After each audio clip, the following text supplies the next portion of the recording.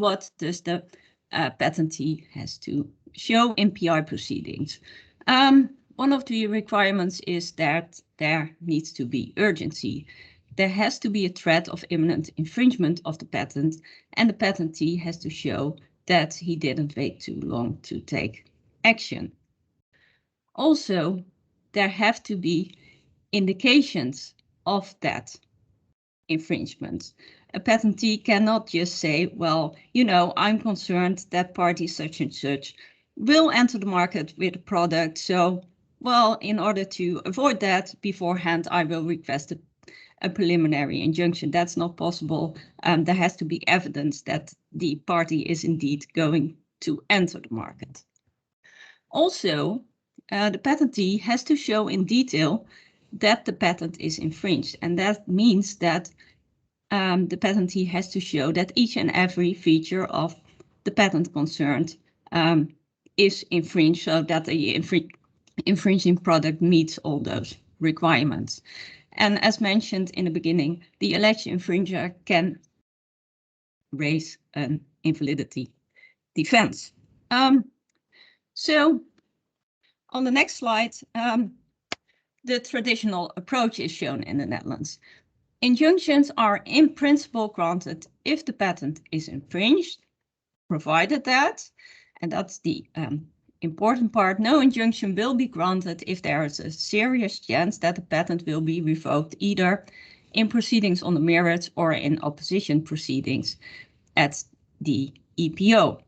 So what the Dutch judge does is he or she considers both infringement and the invalidity argument, and those will be discussed in detail by both parties, and sometimes also expert evidence is submitted in PI proceedings.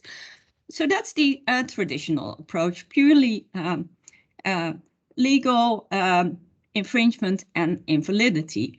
But, and that is shown on the next slide, some other approaches have entered into Dutch PI proceedings, the so-called balance of convenience test or approach. And that is, well, sort of taken over or partly taken over from UK proceedings where the balance of convenience plays an important role. And I know that there are other jurisdictions as well. Historically, it did not play a role in the Netherlands at all. All the circumstances were irrelevant for a Dutch judge, but not any longer. Nowadays, sometimes the judge says, well, you know, looking at the interest of the parties, for example, maintaining the status quo for the patentee, that the product is not yet on the market, is an important factor or could potentially be an important factor. So the judge may decide that that plays a role because it can avoid price erosion if the judge renders an injunction. It can also be the other way around, that the alleged infringing product is already on the market and the judge says, well, okay, this is an important fact for me, even though there might be urgency or the urgency requirement might be met, there is an interest for the alleged infringer to stay on the market, and that interest could be a financial interest of that party. Then I will give you 3 examples of recent case law where the judge did take into account other circumstances. The first case I would like to discuss is not a life sciences case, but it is interesting, so I will briefly touch upon that. That's a case in the electronics field between Sisvel and Xiaomi, Court of Appeal of The Hague last year. And the Court of Appeal denied an injunction in a French case in PI proceedings because the judge said awarding the requested measure would force Xiaomi completely off the Dutch market for smartphones. While, on the other hand, possible damages of the patentee, which is CISVEL, and possible damages would be unpaid royalties, could be calculated rather easily afterwards. So that was a reason for the court to say, okay, well, in these circumstances, I will not grant a PI. The second case is Eli Lilly versus Sandoz, District Court of The Hague in 2017. The pharmaceutical product was pemetrexed, and we have seen a lot of litigation around pemetrexed over the last years in almost every country in Europe. But this one was a PI hearing, and the injunction, or the requested injunction, was awarded, and the judge said that it is in the interest of Eli Lilly to maintain the status quo by preventing Sandoz from entering the market, and a price decay prevails over the interest of Sandoz, in this case, to introduce a generic medicinal product. So that was an additional consideration to purely the infringement and the invalidity arguments. Then finally, a very recent case a few months ago, Amgen versus Accord, that was around the product Cinacalcet. And in that particular case, an injunction was denied by the court. There was a lack of urgency, so that was one reason to deny the injunction, because the Accord product had been on the market already for 12 months, but the judge explicitly added that also weighing the interest of the parties would lead to the same conclusion as Accord had a financial interest, because it was already on the market for a long time. So that summarizes the position for the Netherlands. Traditionally, it is infringement, taking into account also invalidity arguments, and blended with a tiny bit of balance of convenience. And with that, I would like to hand over to my colleague Christian in Belgium. Thank you, Judith. I will indeed quickly discuss the situation in Belgium. Good morning to all. Like in the Netherlands, the PI proceedings in Belgium are separate accelerated proceedings, separate from the proceedings on the merits. And the Belgian Judicial Code explicitly provides that the court on the merits is not bound by the decision in the PI proceedings. It's another judge who decides on the merits. It's also the goal of PI proceedings to obtain an interim relief pending the outcome of proceedings on the merits. Once again, the Judicial Code provides that if you obtain a decision in PI proceedings, you should initiate proceedings on the merits within a certain period of time. If not, the PI will be automatically lifted. You cannot obtain damages, and in Belgium, the judge who will decide on the PI is usually one judge in first instance, who has a legal but no technical background. This means that sometimes in exceptional cases, an expert is appointed to decide on some, to inform the court on some technical aspects. It rarely happens because of the urgency requirement, which we will discuss later on, but it does happen. Timing is more or less a decision in patent cases can be expected between 1 to 6 months in first instance, all depending on the circumstances of the case. If it's really technical, complicated matter, it may take some, indeed 6 months. If an urgent decision is required, you could obtain a decision upon a ex parte request, but that's some other discussion. So what are the conditions? In our next slides, we will see that, or here this slide, it's clear that the patentee should establish, first of all, that there is urgency. Now, meaning that you should obtain an immediate measure to avoid irreparable harm. In patent cases, it's quite easily accepted, this condition, as case law establishes that urgency is automatically there if there is an imminent patent infringement. The only situation, practical case where urgency has been refused is where the patentee has waited too long before initiating proceedings, PI proceedings. But most cases, this is not really discussed. Second condition is that the patentee should invoke a prima facie valid patent, a patent that is valid at first sight. And this, as we will see later on, is the hot topic, I would say, in Belgian case law on PI. Third condition is that there should be indications of an imminent patent infringement. In life sciences cases, PI proceedings are usually triggered by the application of a pricing and reimbursement decision. So, for instance, a generic company applies for a pricing and reimbursement decision. And under Belgian law, if you obtain such decision, you should enter the market within 1 month upon obtaining this decision. So, by applying for such a pricing and reimbursement decision, there is an imminent patent risk usually. So that's the trigger. And then finally, last condition is a balancing of interests, which can include the general interests, patients' interests, etc. This condition is rarely decisive. If there is urgency, a valid patent is invoked, and there are indications of an imminent patent infringement, this decision will almost never result in refusing the patent, the injunction. On the other hand, if the patent invoked is doubtful, then the court may rely on this balancing of interest to refuse an injunction. Like I said, the prima facie validity condition is the hot topic in Belgian case law.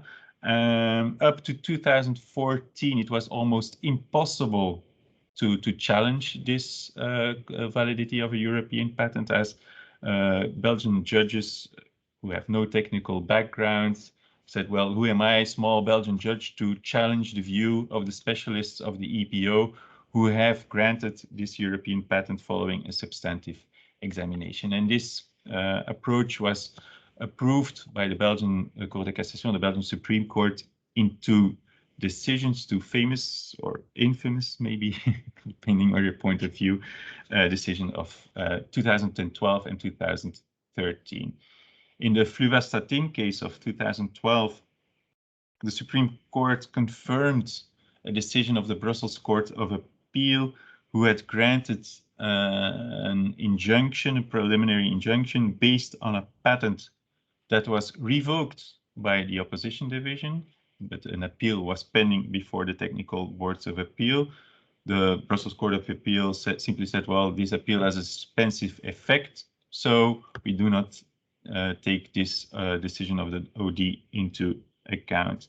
And to not take into account either that the national parallel parts of other countries had been annulled, in this case the Netherlands and the UK, not relevant, and that PI measures had been refused in France, Italy, Spain, and other jurisdictions. What's not relevant for the Belgian part of the patent at stake, and an injunction was granted. The Supreme Court confirmed this decision. And in 2013, the court went even further and confirmed a decision of the same Brussels Court of Appeal, the French-speaking section, that granted a PI based on an SPC that was annulled in first instance proceedings by the Brussels Court. So once again, at that time, an appeal had a suspensive effect, so they shouldn't take it into account. There was no assessment whatsoever of the validity requirements. This changed in 2014 when the Cour de Cassation rendered 2 decisions adopting a more flexible approach. In the first case of June 2014 on Ketiapin, the court reversed the decision of the Brussels Court of Appeal, who had granted an injunction based on a patent, and insisted in its decision that this injunction would remain in place even if following proceedings on the merits in first instance, the patent was invalidated, provided that an appeal was lodged in time. This was reversed by the Cour de Cassation, the Supreme Court, stating that, well, a decision of the court on the merits automatically lifts the PI measures, whatever the result, whether it's enforceable or not. The patentee can obtain a new injunction only if he can establish that the appeal will likely be successful. So we can no longer rely on the simple fact that an appeal may have suspensive effect, and that measures are necessary in view of circumstances of the case. So the classic conditions of a PI. So this is the first change. And in the second decision of 2014, September 2014, in the multi-toll case, the Supreme Court also explicitly confirmed that decisions of other European courts relating to the same European patents should be taken into account by the PI judge. Not automatically follow that decision, but take it into account. So this new case law has resulted in a new approach of Belgian courts. PI judges are now far more open for discussions on validity issues in PI proceedings. The presumption of validity of European patent remains the starting point because of the substantive examination. But you can challenge this presumption by providing serious arguments, and the Supreme Court has confirmed in this regard all relevant circumstances will be taken into account, in particular case law of other jurisdictions, but also, for instance, prior art documents which have not been disclosed or discussed during prosecution. Scope of the examinations remains a bit unclear. For instance, in case of conflicting case law in other jurisdictions, some judges, mainly in first instance, then fall back on the presumption of validity again. Other courts, mainly the Brussels Court of Appeal, do not hesitate to then decide themselves upon the technical aspects. For instance, in the Cialis case, the Brussels Court of Appeal took a decision rejecting the prima facie validity of the patent at stake. Now the question is whether this approach will remain in place. There is a referral pending following a decision of the Munich court. So I will gladly leave the floor to Christoph, who will discuss German case law. Yeah, thank you very much, Christian, and good morning to everybody from Germany. PI proceedings in Germany. 10-minute slot is too short for a complete overview on the recent developments in PI practice in Germany. So I will focus on the referral that Christian mentioned and its potential implications on the German PI practice. Starting point, however, is the current PI practice in Germany. This is here the first slide. The general framework is similar to the framework in Belgium and the Netherlands, so we can go through it rather quickly. PI proceedings are separate proceedings in Germany, separate from the proceedings on the merits. The goal is interim relief, and thus the available remedies are limited. The most important one is, of course, the preliminary injunction.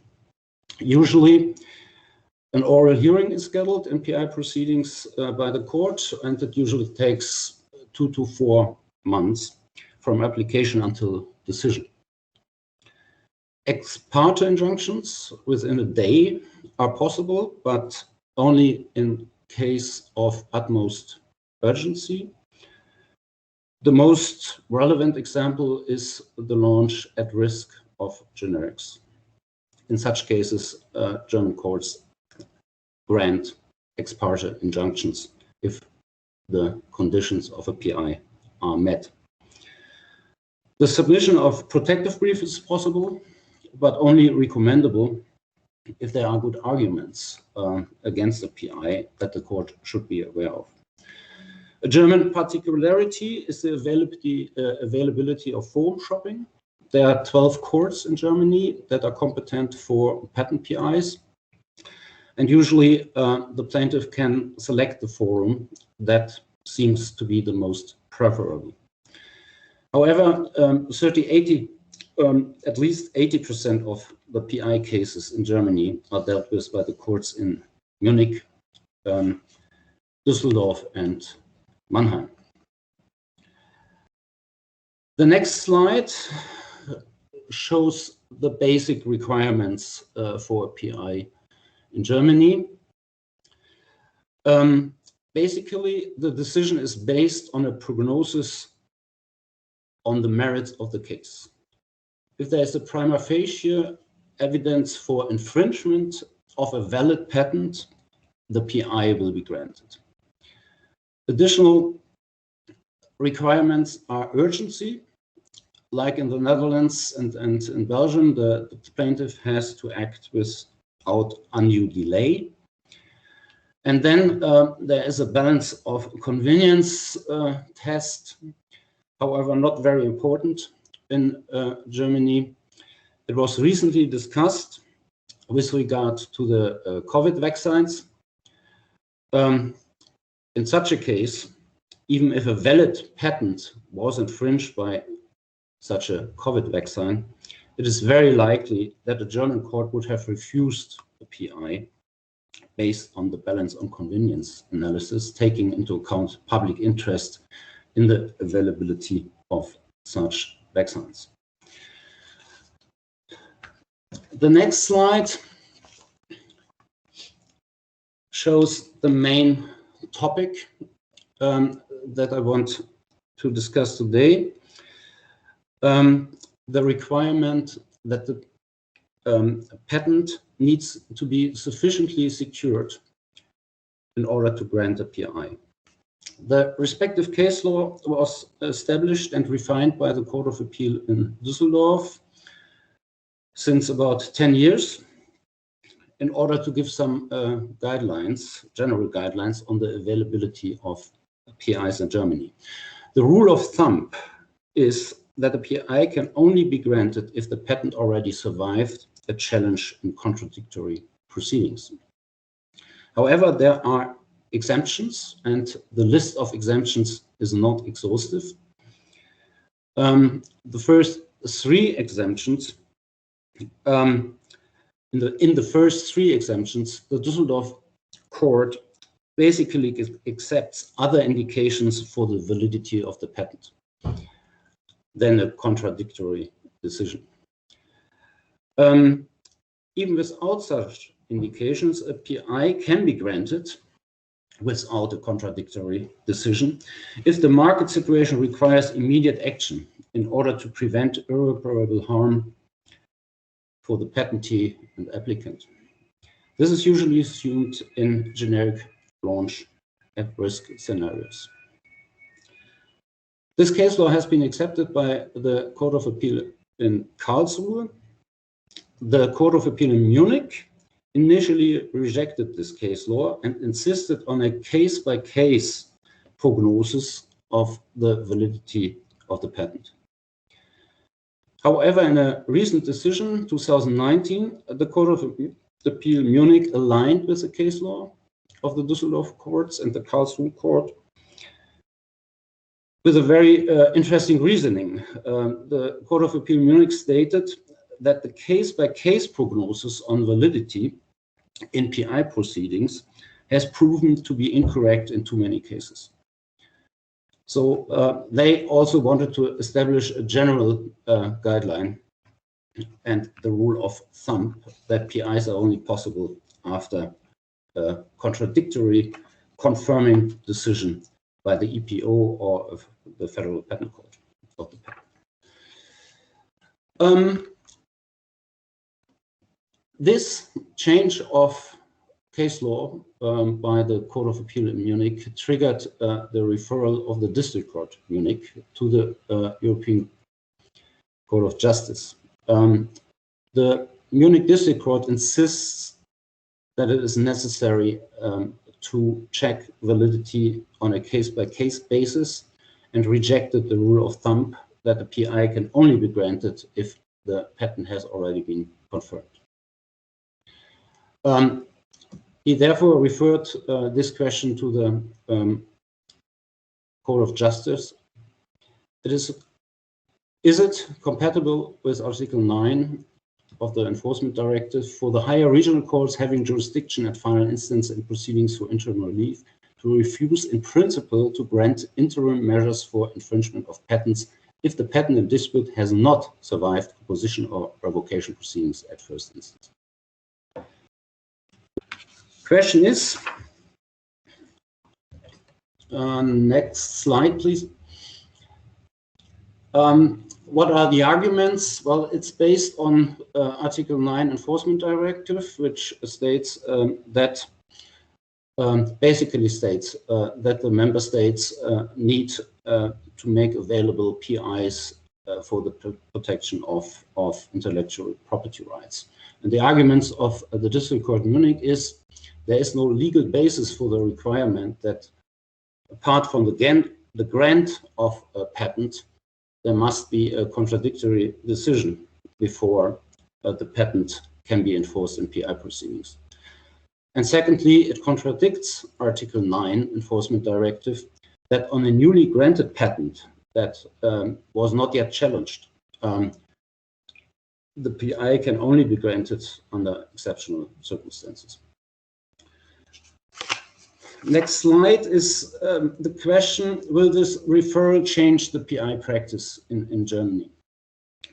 Well, certainly not at the moment and until the European Court of Justice has issued this decision. The Düsseldorf court judges already criticized the referral decision vividly. So we don't expect that they will follow. There are several reasons why they criticized it. First of all, what they say is the enforcement directive doesn't state that PIs must be possible at any price. Also, the interest of the defendant has to be considered and the consequences of an unjustified PI. And secondly, the Munich District Court referral decision is one-sided because it did not mention that there are a lot of exemptions to the rule of thumb and that these exemptions are not exhaustive and that they give enough flexibility to grant a PI already or only on the basis of a patent that was not yet confirmed if the circumstances require such a PI. And the third criticism is that the Munich court did not explain to the European Court of Justice what is the underlying reasoning, rationale for the rule of thumb. And the reasoning is that the grant of a patent alone is not reliable and shows that the patent is valid because statistics show that 2/3 of the patents that are challenged will be invalidated, at least partially. And the second reason is that the German courts are just not equipped to deal with very complex invalidity questions in PI proceedings, having in mind that the German judges in the district courts have no technical background. So that are the main reasons for the current practice, and it will certainly survive until the decision of the European Court of Justice. If not, or if the courts are forced to change the practice, they will probably fall back to the standard, and that is the last slide, that they already now apply when dealing with generic cases. Because in generic cases, in launch at risk scenarios, the court doesn't apply the rule of thumb, but a different standard. And the standard is the court has to go through the entire invalidity file and all the invalidity attacks, and has to make a prognosis on this basis, a prognosis on the outcome of the invalidity revocation proceedings. If they come to the conclusion that the patent is more likely to be valid than invalid, then the PI will be granted if the other conditions are met. And in coming to the conclusion, or when coming to the conclusion, the circumstantial evidence will be taken into account. Any help they can get, they will take. So if there are foreign decisions, if there are decisions on similar patents, divisionals, or if there are preliminary statements of the opposition division, etc., all this will be taken into account and taken as a guideline. If the prognosis is wrong, the game is not over. As soon as there is a contradictory decision, and it differs from the prognosis of the court, the decision can be corrected. If the PI was granted on a basis of a wrong prognosis, then the PI, the defendant, can apply for a lift of the PI.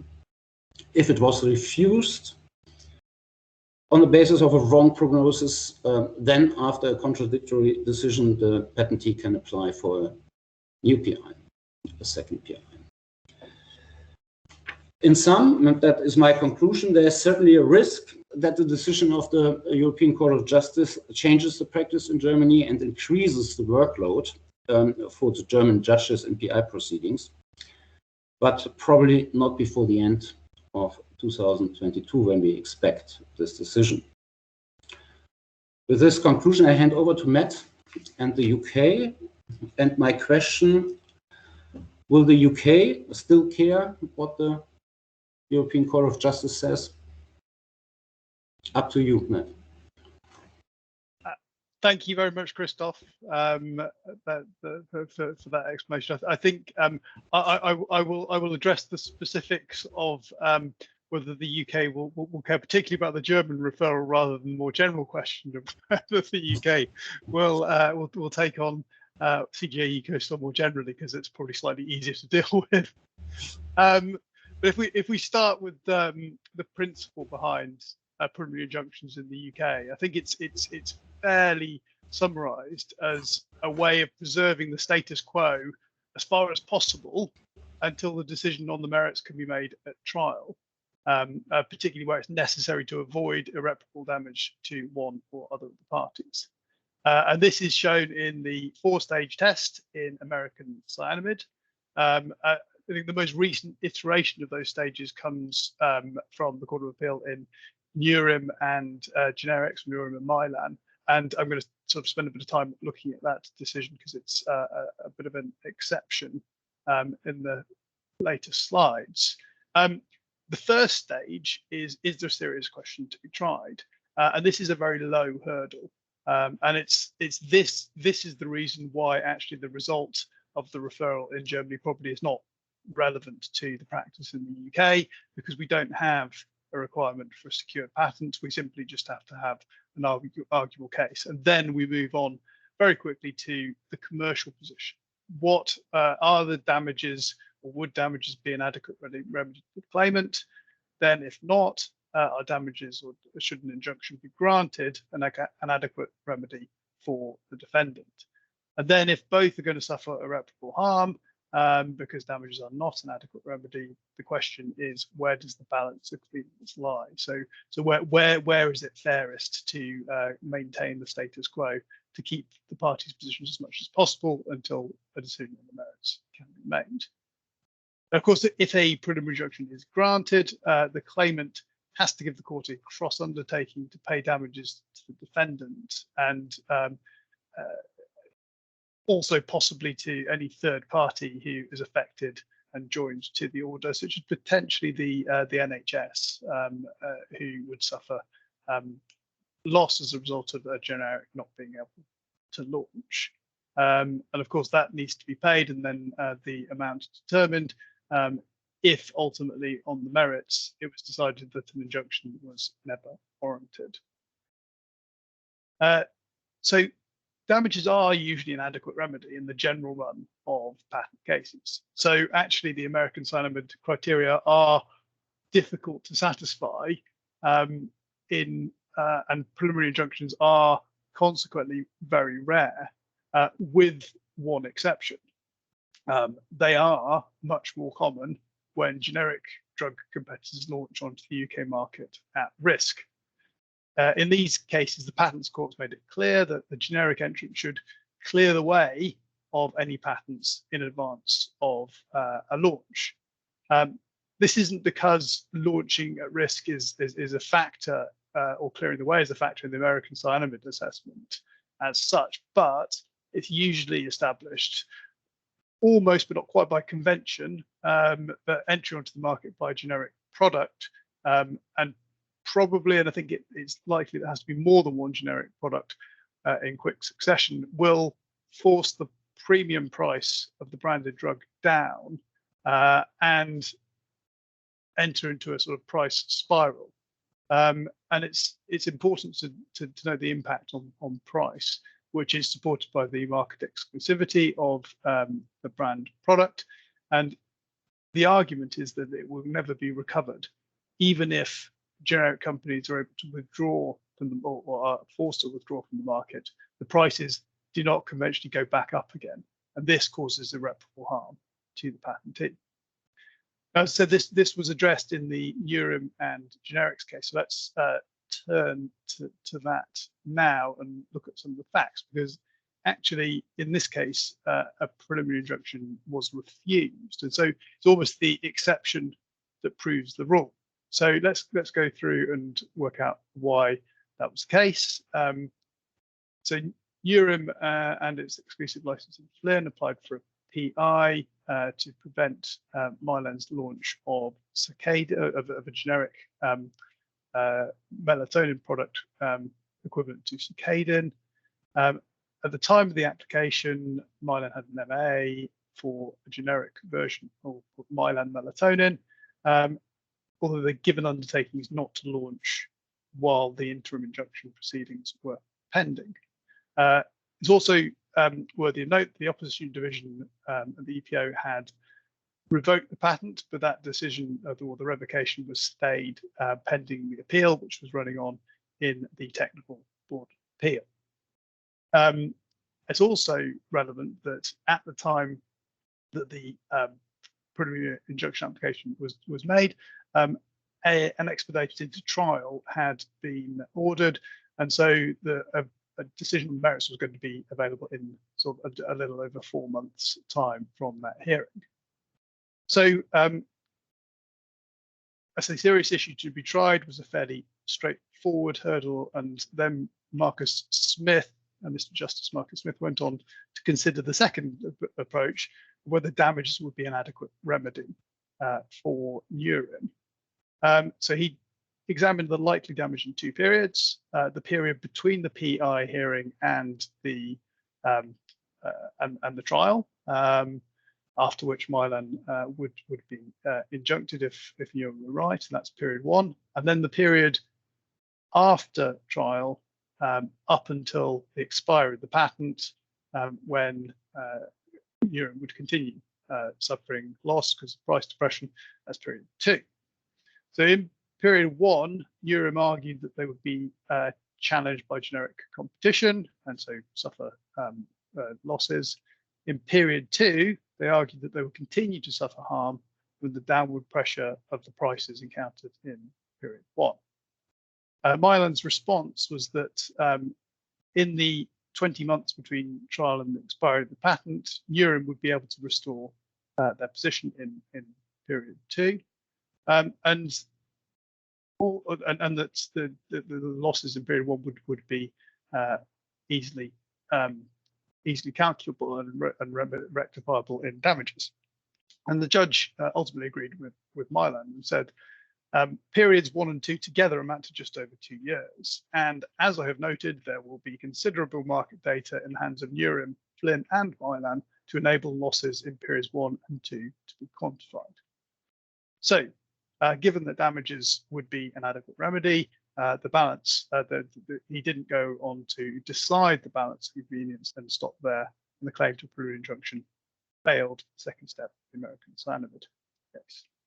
So, on appeal, Urim criticised the decision because it failed to take into account consequential loss that Flynn said that they would, or Newham and Flynn said that they would suffer. In particular, Flynn would need to reduce or entirely cease investment in a number of key areas because of the substantially reduced returns it expected from sales of its circadian product.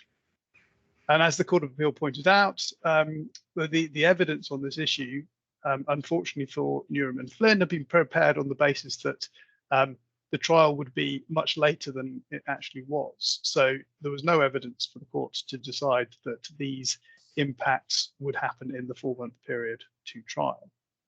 The court also rejected the argument that consequential loss was nevertheless realistic, because once a product has become generic, there's no longer any point of investing in any of the type of activities that Newham and Flynn supported, that said would be impacted by the launch.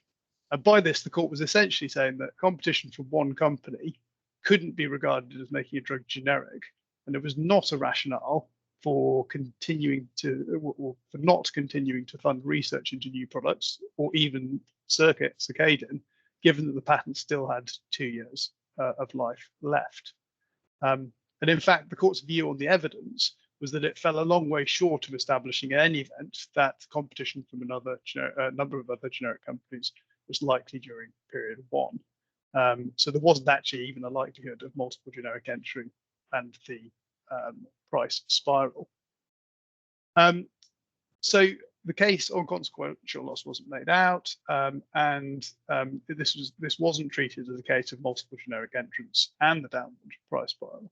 So the court decided that the calculation of damages would be pretty straightforward, and so agreed with the judge, maybe for slightly different reasons, that the preliminary injunction should not be granted.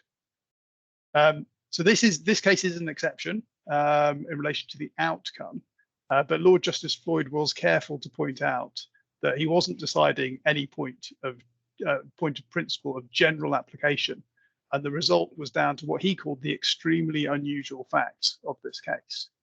So I think that the takeaway for the UK on preliminary injunctions and the development in Newham is actually sort of for both sides of the argument, for brands trying to obtain a PI and for generics trying to defend a PI, to focus on the evidence in your proceedings and the facts of the case in the particular circumstances at hand, and not simply to rely on any convention that has developed or for around PIs for generic launches, or trying to draw similarity and parallels to other previous cases, which may or may not be useful.